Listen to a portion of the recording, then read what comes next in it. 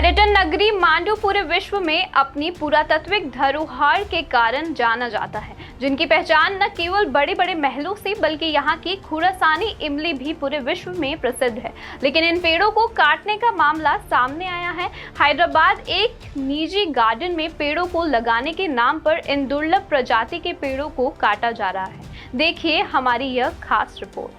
खुरासानी इमली पूरे भारत में सिर्फ मांडू में ही पाई जाती है। 14वीं शताब्दी में मोहम्मद खिलजी के शासन के दौरान इन पेड़ों के बीज लगाए गए, जिसे औषधि के रूप में इस्तेमाल किया जाता था। खुरासानी इमली की खासियत है कि इसे खाने से 2 से 3 घंटे तक पानी की प्यास नहीं लगती है। इसलिए मुगलों ने इस बीज को अरब देशों से लाकर यहाँ लगाया था, लेकिन भारत में यह पेड़ कहीं दूसरी जगह नहीं लगे हैं। यह पेड़ एक वर्ष में 1,20,000 लीटर पानी जमा कर सकता है। लेकिन अब दुर्भाग्य की बात यह है कि मांडू में इन दुर्लभ प्रजाति के पेड़ों की कटाई खुलेआम की जा रही है। हैदराबाद में एक निजी गार्डन में इन पेड़ों को लगाने की बात सामने आई है। गार्डन में पेड़ लगाने के लिए इन पेड़ों की कटाई की जा रही है, लेकिन ग्रामीणों ने इसका विरोध कर दिया है। जब मामला कलेक्टर प्रियंक मिश्रा के संज्ञान में पहुंचा तो उन्होंने तत्काल कार्रवाई करते हुए इस कटाई पर रोक लगा दी है। खुरासानी इमली के इस मामले में ट्रांसपोर्टेशन और उनकी कटिंग के ऊपर तत्काल प्रभाव से रोक लगा दी है। दूसरा हमें ये संज्ञान में आया कि इसमें थोड़ा सा नियमों को लेकर के और स्पष्टता की आवश्यकता है, क्योंकि किसी की निजी भूमि पर यदि कोई पेड़ होता है तो उसको काटने की अनुमति तो भूमि स्वामी को होती है, ये तो सत्य है। लेकिन क्योंकि खुरासानी इमली एक बहुत ही दुर्लभ प्रजाति का पेड़ है, उनकी संख्या बहुत कम है, तो ये अगर निजी भूमि पर लगे हों या शासकीय भूमि पर भी लगे हों, इनका प्रबंधन जो है वो जैव विविधता नियम 2002 के तहत किया जाना उचित होगा। उसके सुसंगत प्रावधान के बारे में हमने अपने सभी अधिकारियों को बता दिया है, मैंने आदेश भी जारी किए हैं और भविष्य में सुनिश्चित किया जाएगा कि उसमें जिस प्रकार की व्यवस्था की गई है उस प्रकार से इसका प्रबंध किया जाए।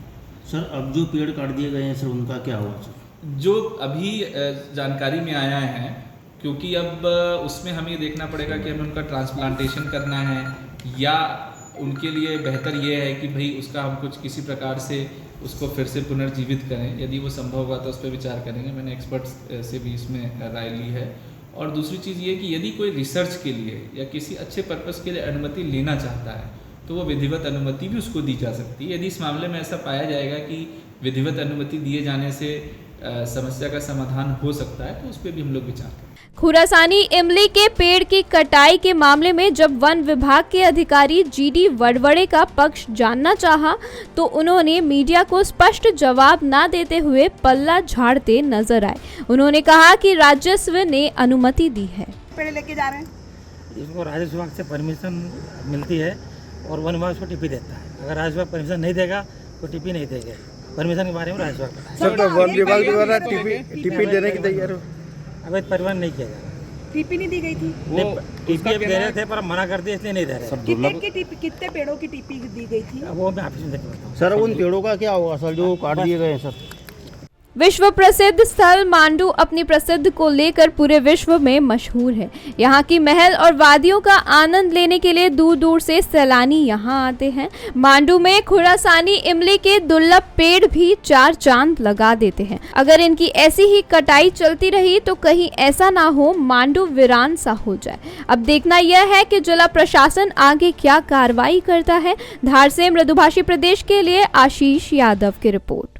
वीडियो को लाइक और शेयर करें। मृदुभाषी प्रदेश से जुड़ने के लिए चैनल को सब्सक्राइब करें। खबरों के नोटिफिकेशन के लिए बेल आइकन दबाना ना भूलें।